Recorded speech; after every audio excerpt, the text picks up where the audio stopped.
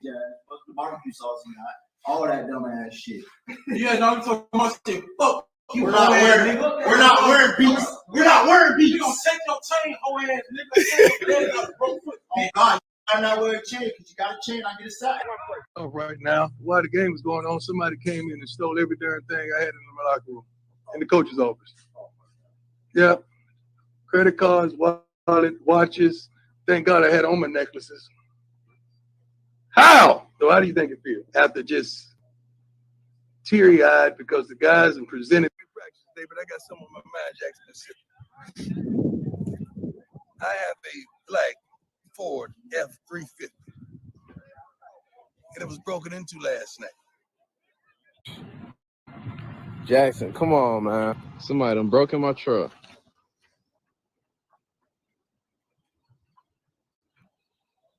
How they gonna break in my truck right outside the football facility, bro?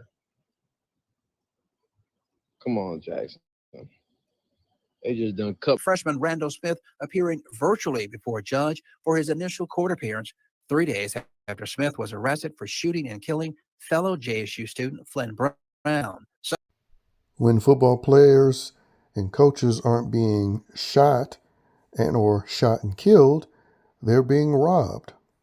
Shedeur Sanders, who's been robbed once again, because remember this happened back when he was at Jackson State, he was robbed of $200K in property stolen. And the only reason why I'm bringing this up is because I remember when Dion took his family from Mississippi, I think they were in, to Colorado, he sort of celebrated the fact that they were in a place that was virtually crime-free. And ever since then, of course, they've been playing the woe is me, I'm a racial victim, pro-blackity black angle. But as always, reality always comes to calling. And with all this crybaby bullshit about, whether or not he should be suing the Cleveland Browns or the NFL for treating him unfairly in the draft, he's a part of some racial oppression narrative. Whatever, the victimhood bullshit narrative is of the day when it comes to Shedeur, reality always comes back to calling, because more than likely, just like in Jackson State, the people stealing from him, once again, are probably Negroes.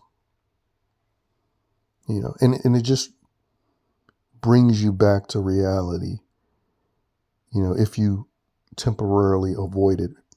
And if you permanently avoid reality, well, this story sneaks up on you and tries to get through to you to show you what the true problem is. The true problems, the real problems are you have self-proclaimed minorities to worry about committing crimes against you, which is why all these pro-blackity black athletes make sure their ashy black ass is not living around the Communitah when they're playing professional sports.